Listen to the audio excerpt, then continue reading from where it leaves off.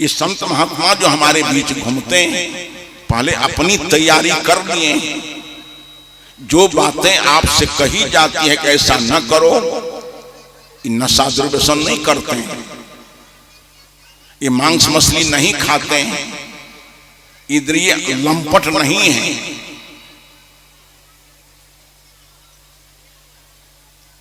सुधरे हैं और सुधारने का अभियान लेकर चले हैं। ताई मैं कह रहा था कि सदगुरु कबीर साहब एक ऐसे संत हुए हैं जो जैसी स्थिति है उस स्थिति का उल्लेख उन्होंने किया।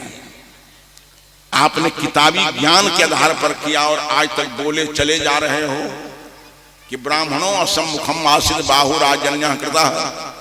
कबीर साहब ने उस पर कहा कि जब तुम ब्राह्मण मुंह से पैदा हो तो कारखाना बंद कब हो गया? एक काल्पनिक बात न कहो।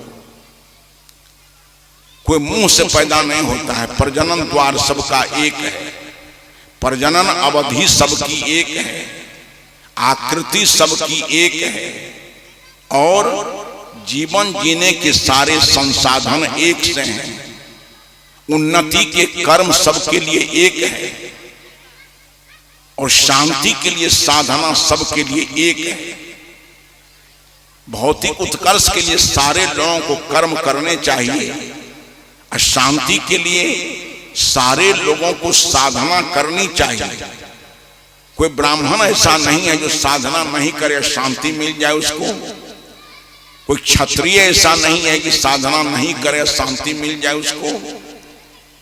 ब्राह्मण कहे जाने वाले हो, क्षत्रिय कहे जाने वाले हो, शूद्र कहे जाने वाले हो, वैश्य कहे जाने वाले हो, सारे लोग भौतिक उत्कर्ष चाहते हो तो सारे लोग कर्म करो।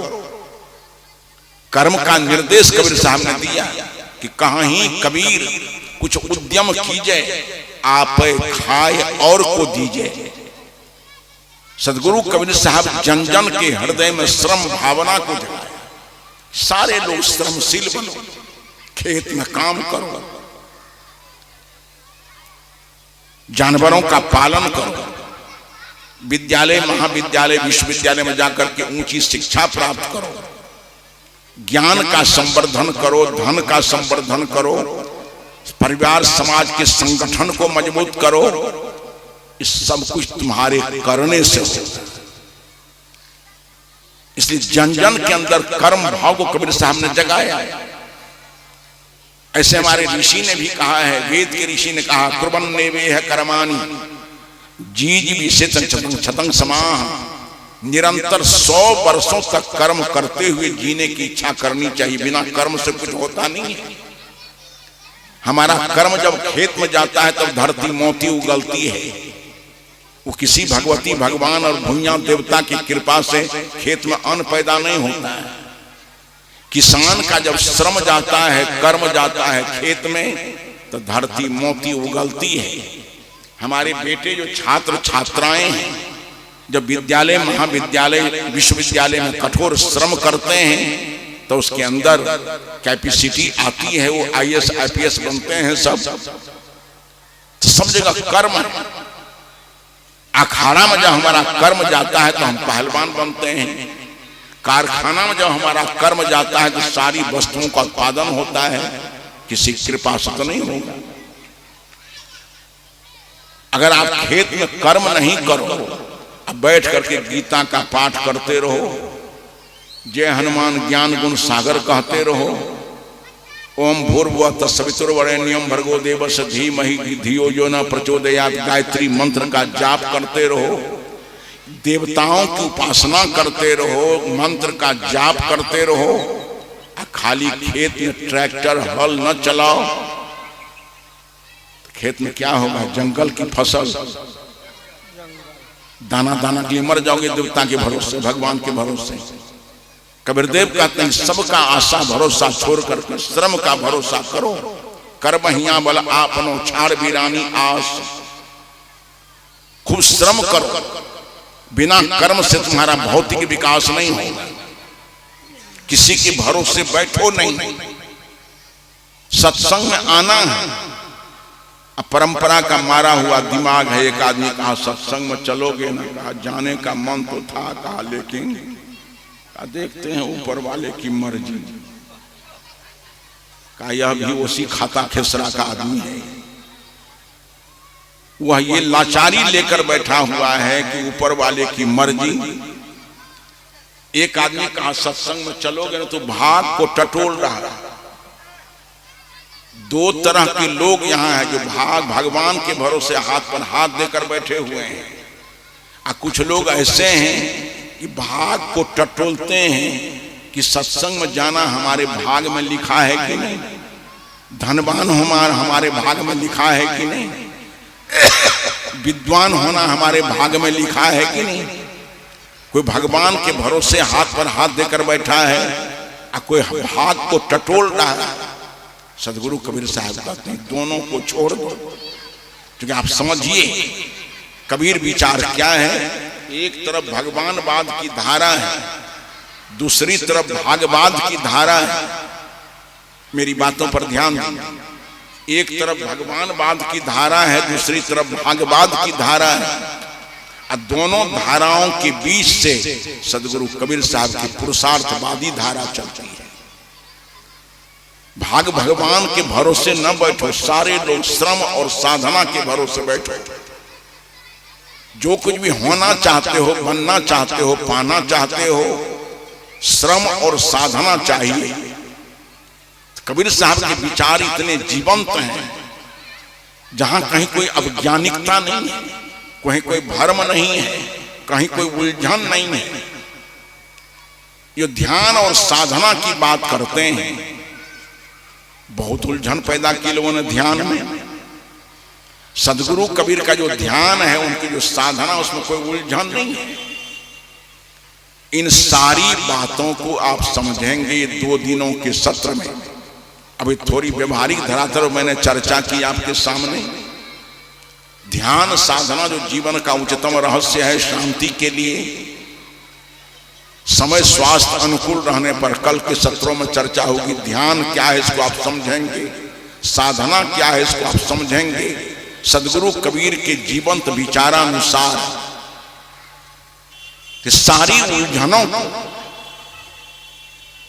कबीर साहब ने सुलझाने का प्रयास किया, असमानताओं को समानता में लाने का प्रयास किया।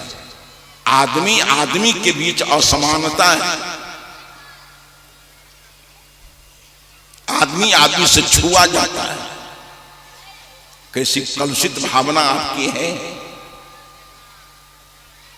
आज एक कुत्ता पालने वाला आदमी को देखा है हमने, कि कुत्ता के बच्चा को गोद में लेकर के उसके मुंह को चाटता है। एक आदमी हमारा पटने में हरिपान नाम का ड्राइवर था, कुत्ता को इतना माने कि कुत्ता को उठा करके जीभ से चाटे उसके मुंह को। हम कह पागल ही क्या कर रहे हो। कुत्ता को गोद में लेता है, आदमी का बच्चा है, उससे घबराता है। गुजरे रहो, कहते हैं मैं थक जाओगे, हम किसके लिए, तुम खीरा के बतिया हो, सटोगे तो सड़ जाओगे क्या। कुत्ता के बच्चा से हम प्यार करते हैं, आदमी के बच्चा को आत्मसात नहीं करते हैं। विचार ने इतना हमारे चिंतन को कलुषित बना दिया है। आदमी आदमी को प्यार करे, आदमी आदमी से संबंध बनावे। गलत भी आदमी है। एक बात और सोचिए, कबीर साहब ने क्या कहा। कोई शराबी है, कबीर साहब कहते हैं कि शराब से घृणा करो, शराबी से घृणा नहीं करो। कोई पापी है, पाप कर्म करने वाला है, तो पाप कर्म से घृणा करो, पापी से घृणा नहीं करो। उसको हृदय में लगाओ। पापी को हृदय से लगाओ, शराबी को हृदय से लगाओ, जुआरी को हृदय से लगाओ। उससे अगर घृणा करोगे तो शराबी का सुधार कैसे होगा, पापी का सुधार कैसे होगा।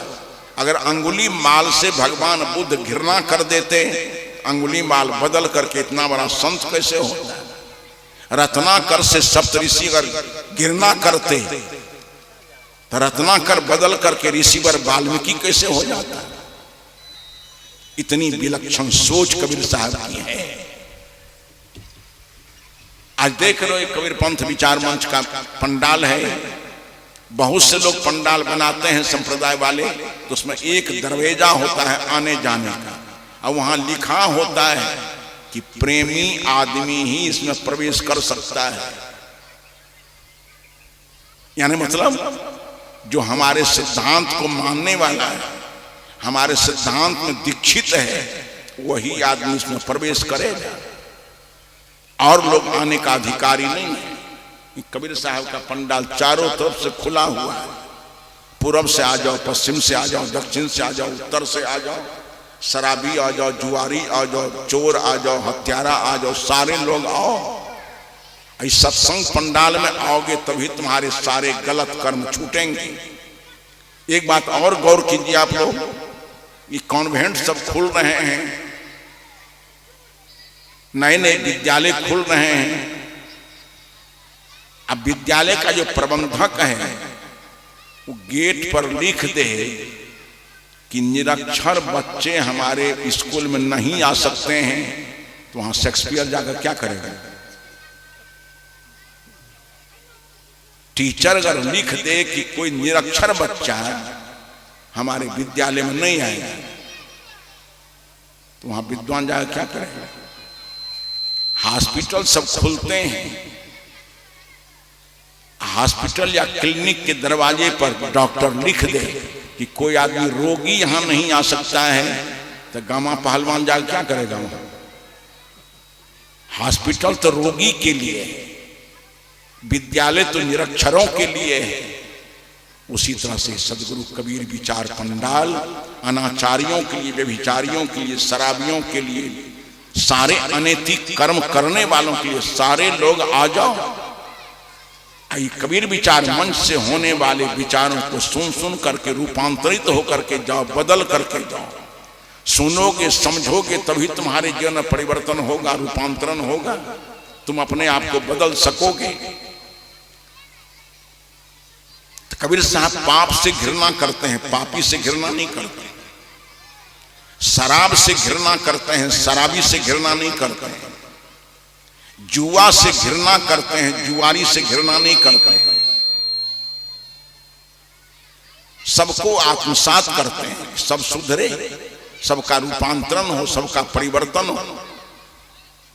सदगुरु कबीर के विचार बड़े अनोखे हैं, बड़े जीवंत हैं, वैज्ञानिक हैं, समझने योग्य हैं। तो जो समझेगा उन बातों को, उसको नहीं बुझाएगा। कबीर साहब खंडन करते हैं।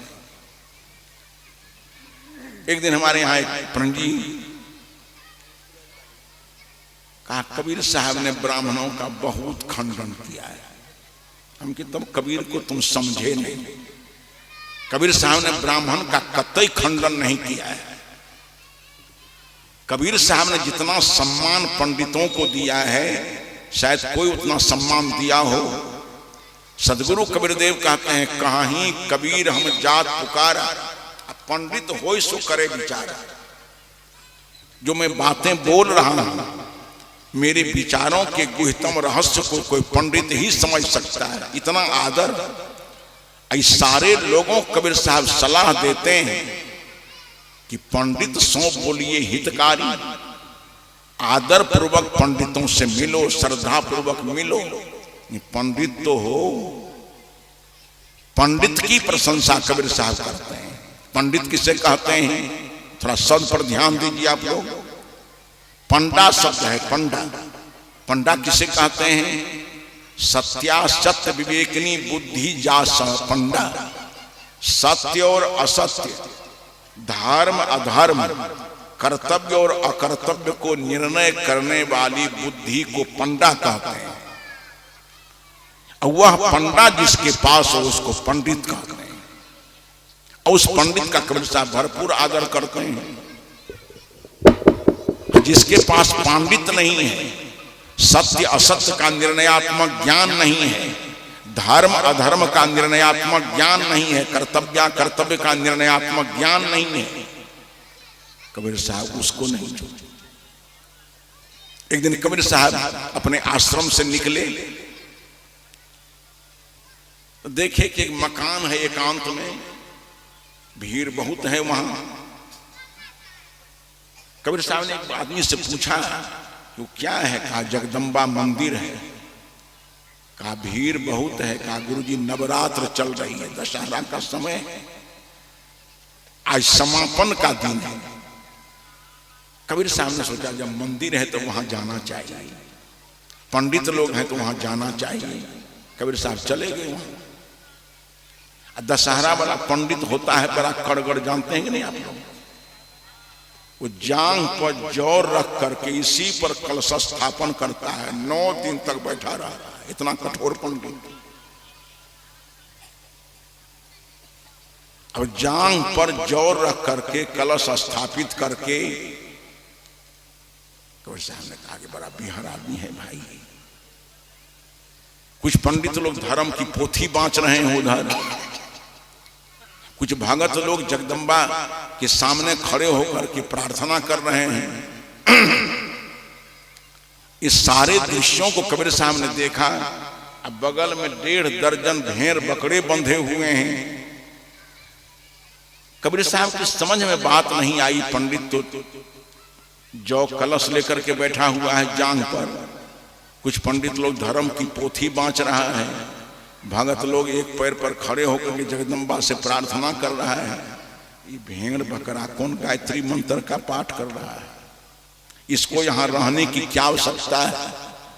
कबीर साहब सोच ही रहे थे, तब धर्म की पोथी का अध्याय पूरा हुआ।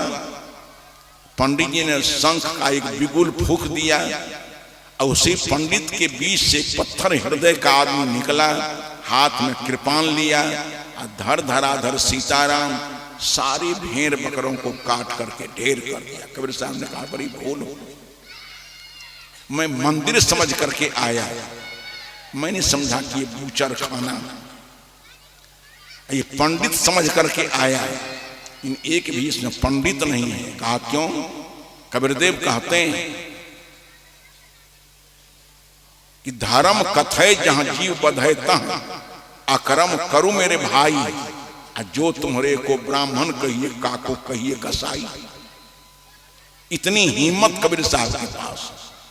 मैं सच्चे पथ का राही हूं, कह सकता दिन को रात नहीं, ईमान बेच दूं टुकड़ों पर यह मेरे बस की बात नहीं। आदमी की प्रशंसा कबीर साहब ने की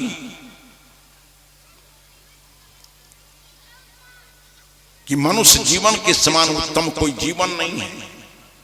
अब मनुष्य में अगर मनुष्यता नहीं है, इंसान में इंसानियत नहीं है, तो कबीर साहब को यह कहने में देर नहीं लगती है कि मानुष केरी खोलरी और हे फिरे बैल। इस सारे लोग मनुष्य की खोलरी पहले हुए हैं, भीतर से बैल हैं, विवेक इनके पास नहीं है। मनुष्य तो वह है जो विवेकवान हो, मनुष्य तो वह है जो चरित्रवान हो। हम साधु संतों की प्रशंसा कबीर साहब ने की कि संगति कीजिए साधु की हरे और की ब्याज, रे मरजीबा अमृत पीबा का किसी मरसी पताल, गुरु की दया साधु की संगति निकस आओ यही द्वार। इन हम साधु संतों में साधना नहीं है, वैराग्य नहीं है, तपश्चर्या नहीं है। तब कबीरदेव आप लोगों को इशारा करते हैं कि वेश देख नहीं भूलिए, बूझ लीजिए ज्ञान, अब बिना कसौटी होत नहीं कंचन की पहचान। ये चंदन कंठी पुतली देख करके रीझ मत जाना, उनके सामने सिर झुका नहीं देना। बंदगी करो विवेक की वेश धरे सब कोई, असो बंदगी बह जाने दे असदवेक न होय। कबीर साहब साधु को सही साधु देखना चाहते हैं, नेता को सही नेता देखना चाहते हैं, प्रशासक को सही प्रशासक देखना चाहते हैं, इंसान को सही इंसान देखना चाहते हैं, माता पिता को सही माता पिता देखना चाहते हैं। हम जिस अवस्था और परिस्थिति में हैं, उस सभी अवस्था और परिस्थिति के लोगों को कबीर साहब सही सही देखना चाहते हैं कि हमारा ये पूरा समाज सही हो जाए। इस सदगुरु कबीर विचार मंच के सामने थोड़ी चर्चा मैंने आज आपके सामने की। सदगुरु कबीर के संदर्भ में सदगुरु कबीर क्या हैं और उनकी देन क्या है। काहे सदगुरु कबीर की तरफ साले रो रीझ रहे हैं। कबीर तेज तेरा जगती में छा रहा है, तेरे बताए पथ पर संसार आ रहा है। इतनी वास्तविकता कबीर साहब के विचारों में है कि सारी दुनिया के लोग कबीर साहब की तरफ आकृष्ट हो रहे हैं। आप लोगों ने हजारी प्रसाद द्विवेदी का नाम सुना होगा, जो साहित्य जगत में भ्रमण करते हैं। डॉक्टर हजारी प्रसाद द्विवेदी जी चौकारती तो नहीं करवाए थे, माला तो नहीं लिए थे, हृदय से कबीर साहब को स्वीकार क्यों कर लिया?